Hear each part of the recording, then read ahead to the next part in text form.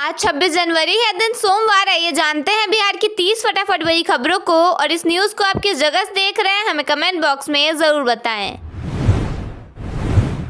तेजस्वी यादव को आरजेडी का राष्ट्रीय कार्यकारी अध्यक्ष बनाया गया है। इस नियुक्ति पर रोहिणी ने कहा है कि जिम्मेदारी संभालने वालों को अपने गिरेबान में झांकना चाहिए और मूंछें ताव देने के बजाय जवाब देना चाहिए। नीट छात्रा हत्या मामले में बड़ी लापरवाही सामने आई है। एसआई रोशनी 3 दिन तक हॉस्टल नहीं गई, जिससे सबूत मिट गए। हॉस्टल संचालक को पूछताछ के बाद छोड़ दिया गया और डीवीआर एक प्राइवेट ड्राइवर से मंगवाया गया। इस मामले में एसआई रोशनी और दरोगा हेमंत झा को सस्पेंड कर दिया गया है। मुजफ्फरपुर में एक पड़ोसी ने 5 साल की बच्ची के साथ दुष्कर्म किया, जिसे गंभीर हालत में एसकेएमसीएच में भर्ती कराया गया। आरोपी को गिरफ्तार कर लिया गया है। बच्ची की मां ने कहा कि उसे भगवान भी माफ नहीं करेगा। पटना में आरजेडी की कार्यकारिणी बैठक के दौरान तेजस्वी यादव ने कार्यकर्ताओं से कहा कि उनके पास 2 ही विकल्प है, या तो मोदी के चरणों में रहिए या फिर लड़िए। कैदियों के विद्रोह को कुचलने वाले अधिकारी कुंदन कृष्णन को गैलेंट्री अवार्ड देने की घोषणा की गई। साथ ही 22 अन्य पुलिस कर्मियों को राष्ट्रपति और विशिष्ट सेवा पदक दिया जाएगा। खगड़िया में अपराधियों ने घर में घुसकर उप मुखिया पति को सीने और पसली में 2 गोलियां मार दी। उनकी हालत गंभीर है और घटना के बाद गांव में तनाव व्याप्त है। दरभंगा में एक महिला की उसके ससुराल में संदिग्ध स्थिति में मौत हो गई। पुलिस ने शव बरामद कर पति को गिरफ्तार कर लिया है। शिवहर में यूजीसी एक्ट के खिलाफ स्वर्ण समाज ने मार्च निकाला और पीएम मोदी का पुतला फूका। प्रदर्शनकारियों ने घंटों चक्का जाम किया और आगे आंदोलन तेज करने की चेतावनी दी।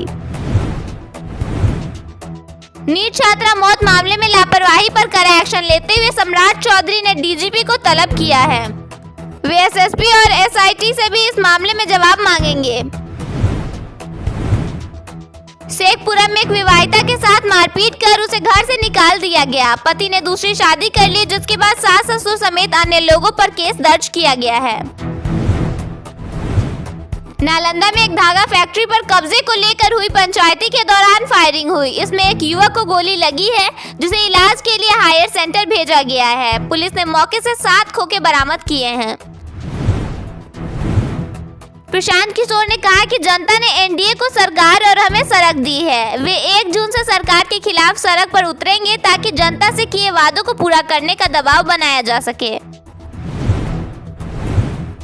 भाजपा प्रदेश अध्यक्ष संजय सरावगी के आरा पहुंचने पर यूनिवर्सिटी गेट के पास कार्यकर्ताओं ने उन्हें 90 किलो लड्डुओं से तौला। बिहार के सभी जिलों में आज मौसम सामान्य बना रहेगा। न्यूनतम तापमान 7 से 14 डिग्री सेल्सियस के बीच रहने की संभावना है। आज सुबह शाम हल्की ठंड महसूस होगी। बिहार इंडस्ट्रियल हब बन रहा है। राज्य में देश के नामी गिरामी उद्योगपति इन्वेस्ट कर रहे हैं। अब तक इंडस्ट्री लगाने के लिए 1285 एकड़ जमीन अधिग्रहण की जा चुकी है। यह जानकारी बिहार के डिप्टी सीएम सम्राट चौधरी ने दी। राज्य के 2 जिलों पश्चिम चंपारण के कुमारबाग और बक्सर के नवानगर में स्पेशल इकोनॉमी जोन बनाया जाएगा। लगभग 300 करोड़ रुपए की लागत से बिहार में 2 स्पेशल इकोनॉमी जोन विकसित किए जाएंगे। इनमें पश्चिम चंपारण और बक्सर में 125 एकड़ जमीन पर इकोनॉमी जोन बनाया जाएगा। उद्योग मंत्री डॉक्टर दिलीप जायसवाल के अनुसार इससे बिहार की आर्थिक पहचान को मजबूती मिलेगी। इन जोन के बनने से देश विदेश के उद्योगपति निवेश के लिए आएंगे और रोजगार के अवसर बढ़ेंगे।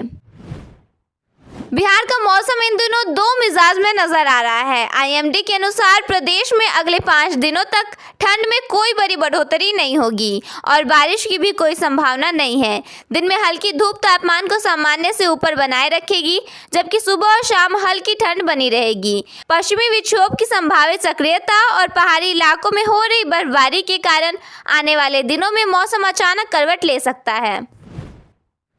26 जनवरी को अगर आप पटना में कहीं निकलने की योजना बना रहे हैं तो एक छोटी सी लापरवाही आपको घंटों जाम में फंसा सकती है। गणतंत्र दिवस समारोह को लेकर गांधी मैदान के आसपास पूरा ट्रैफिक सिस्टम बदल दिया गया है। सुबह 7 बजे से लेकर कार्यक्रम खत्म होने तक गांधी मैदान की ओर जाने वाली लगभग हर सड़क पर रोक रहेगी।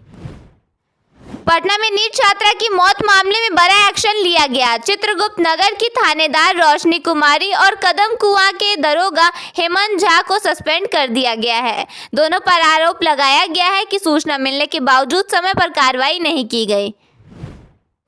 6 महीने से अटकी Muzaffarpur Kaparpura double rail line पर अब ट्रेनों की रफ्तार लौटने वाली है। बीबीगंज आरओबी की वजह से रुका परिचालन रेलवे ने अस्थायी क्रॉस पॉइंट बनाकर शुरू करने का फैसला लिया है।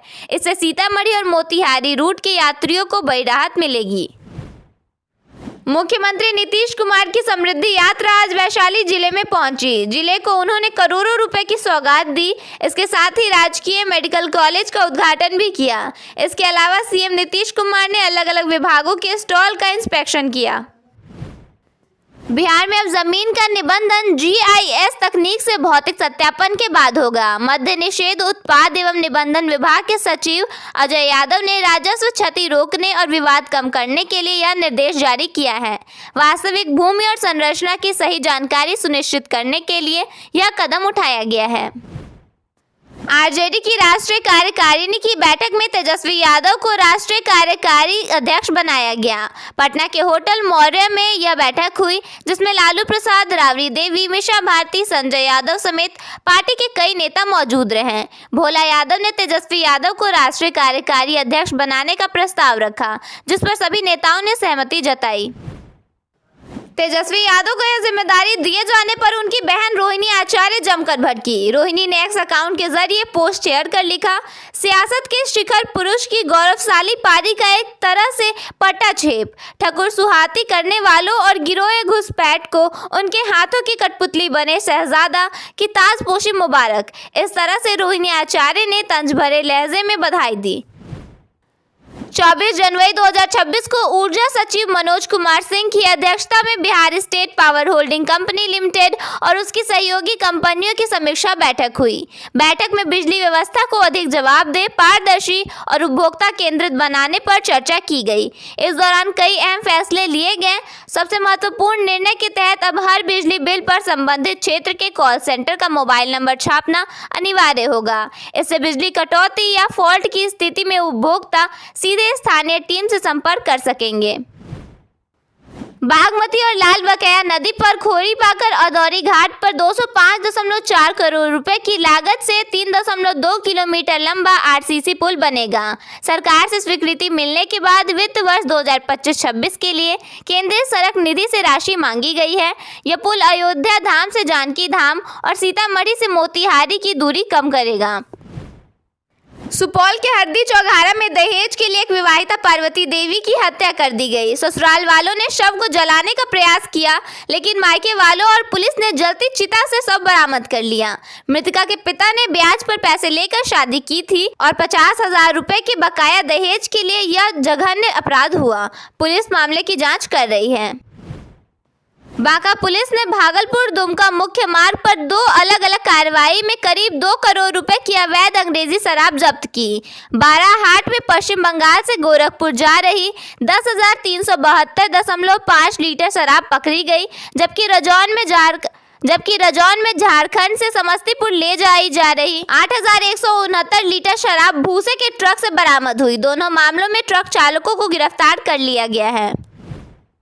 भागलपुर के लोदीपुर थाना क्षेत्र में सरस्वती मूर्ति विसर्जन शोभा यात्रा के दौरान बमबाजी हुई, जिसमें 4 लोग गंभीर रूप से घायल हो गए। यह घटना डीजे बजाने को लेकर मंडल टोला के 2 गुटों के बीच हुए विवाद के बाद हुई। घायलों को जवाहरलाल नेहरू अस्पताल में भर्ती कराया गया है। इलाके में तनाव को देखते हुए भारी पुलिस बल तैनात किया गया है और वरिष्ठ अधिकारियों ने घायलों से मुलाकात की है। कटिहार पुलिस ने न्यू मार्केट स्थित वर्मा ज्वेलरी दुकान में हुई लाखों की चोरी का 48 घंटे में खुलासा कर दिया। पुलिस ने अंतर्राज्यीय चोर गिरोह के 5 सदस्यों को गिरफ्तार किया है। उनके पास से लगभग 1.3 किलोग्राम चांदी, 12 ग्राम सोना और 72,000 रुपए से अधिक नकद बरामद किया गया। यह गिरोह गोवा, बंगाल और दिल्ली में भी चोरी की वारदातों को अंजाम दे चुका है। वैशाली पुलिस ने ऑपरेशन मुस्कान के तहत 200 गुम या चोरी हुए मोबाइल फोन बरामद कर उनके मालिकों को लौटाए, जिससे लोगों के चेहरों पर खुशी लौट आई। इन मोबाइलों की कुल कीमत लगभग 50 लाख रुपए है।